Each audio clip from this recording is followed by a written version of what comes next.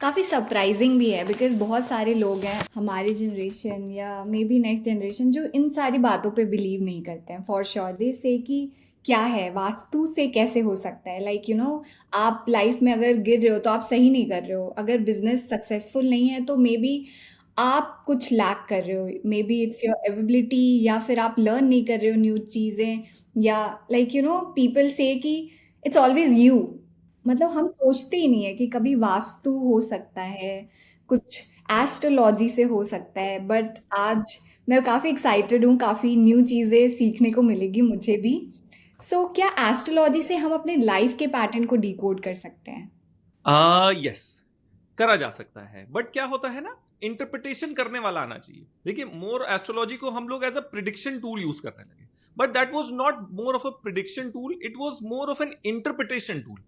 और प्रिडिक्शन के चक्कर में क्या हुआ ना, बहुत इररेलेवेंट जब आप क्वेश्चंस पूछने लगे हम लोग एस्ट्रोलॉजी से। The purpose of the astrology was कि भाई आप जो भी कर रहे हो वो ऑलरेडी लिखा हुआ है आपके में।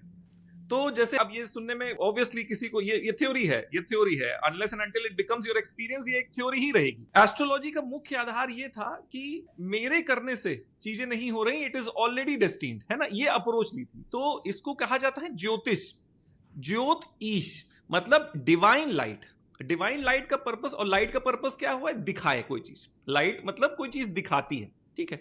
और डिवाइन लाइट, डिवाइन लाइट ज्योतिष, अगर इसका जो फुल फॉर्म अगर मैं इसको वर्ड को डिस्क्राइब करूं तो ईश्वरी ज्योत, द डिवाइन लाइट, जो आगे आपको दिखा सकती है।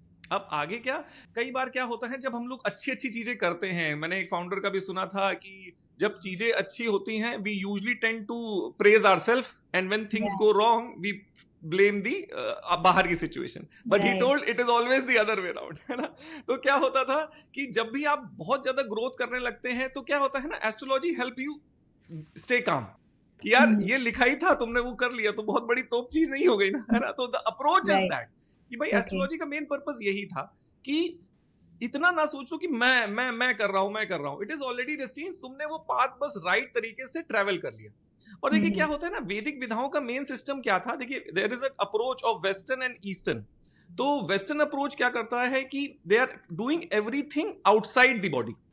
या जैसे वो सारे फैक्टर्स को स्टडी कर रहे हैं, जो एक्सटर्नल फैक्टर्स जो रिस्पॉन्सिबल हैं सेल को करने के लिए। बिकॉज मैंने साइंस करा, फिर मैं मैनेजमेंट में भी गया, बिजनेस मैनेजमेंट में, तो उसमें देयर आर फैक्टर्स की प्राइसिंग ऐसी करो, ये ऐसे करो, मार्केट स्टडी। एनवायरमेंट ऐसा करो, ताकि एक्सटर्नल फैक्टर्स। अब लेकिन अपनी ईस्टर्न अप्रोच क्या है, यद पिन्ने तद ब्रह्मांडे। उन्होंने कहा कि भैया जैसा अंदर है वैसा बाहर है। ऐसे आपने एक बाहर का स्टेटमेंट सोचा होगा, एज अबव सो बिलो, ये एक स्टेटमेंट है, जैसे वो लगा, एक मूवी भी आई थी इस चीज में, एज अबव सो बिलो में। तो क्या होता है, इंडियन अप्रोच ने क्या करा, मैं अपना संसार बदल सकता हूं अगर मैं खुद को बदल लूं। तो instead of fixing the word, the या approach of the Indian approach, Vedic approach is to fix yourself. अब राइट। जैसे मैं कहूं, ब्लेम करने लगूं, यार साले दुनिया ही खराब है, बाहर की लोग ही खराब है, ये वातावरण हमको सपोर्ट नहीं कर रहा, तो वास्तु एक ऐसा अप्रोच है, मैं अपना वातावरण फिक्स कर सकता हूं। जैसे राइट। अगर मैं कहूं कि सिलिकॉन वैली में the environment of that place is such कि भाई बिजनेसेस ग्रो कर रहे हैं, they are generating wealth, they are creating wealth. अब वही एनवायरमेंट क्या हमको यहाँ इंडिया में किसी एक गांव में मिल सकता है? Answer is no. आप जितना बड़ा टैलेंटेड भी हो, लेकिन आपका एनवायरमेंट आपको सपोर्ट नहीं कर रहा वो चीज को करने के लिए, ठीक है। अगर आप देखेंगे द एनवायरमेंट इतना योगदान प्ले करता है, अगर इंडियन मूव आउट कर जाता है किसी फॉरेन कंट्री में, जो उसकी थर्ड जनरेशन होती है जो वहीं पे पैदा होगी, you can not differentiate between the local and that person. सोचिए, या इन्वायरमेंट आपकी फिजिकल फीचर को पूरा बदल देगा, क्योंकि आप डिफरेंशिएट नहीं कर पाएंगे, वहां की लोकल पॉपुलाइज जैसे होती है वैसे ही हो जाएंगे दैट्स जिस ट्रू। जगह में आप जाते हैं। तो the environmental factor plays a significant role.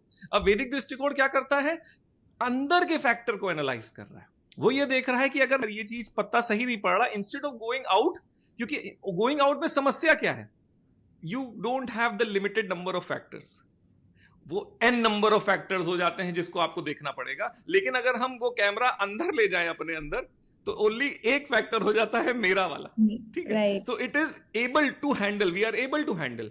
तो अब क्या है, जब मेरे पास 1000 चीजें हो गई जो मुझको फिक्स करनी है, तो इसमें एंजाइटी हो जाएगी, क्योंकि दिखेगा कि यार इतनी चीजें हैं। तभी जो एंजाइटी और डिप्रेशन का कॉन्सेप्ट था, वो इंडियन कॉन्सेप्ट अभी नहीं था, इट इज रिसेंटली, अगर मैं बोलूं तो 5-10 साल में आना चालू हुआ है। हाँ क्योंकि हम लोग बाहर देखने लगे। पहले हम्म, इंडियन अप्रोच क्या था, हम लोग अंदर ही देखते थे और संतुष्ट रहते थे, खुश रहते थे, क्योंकि फैक्टर्स बहुत लिमिटेड थे हम लोग को इन्फ्लुएंस करने वाले। Right right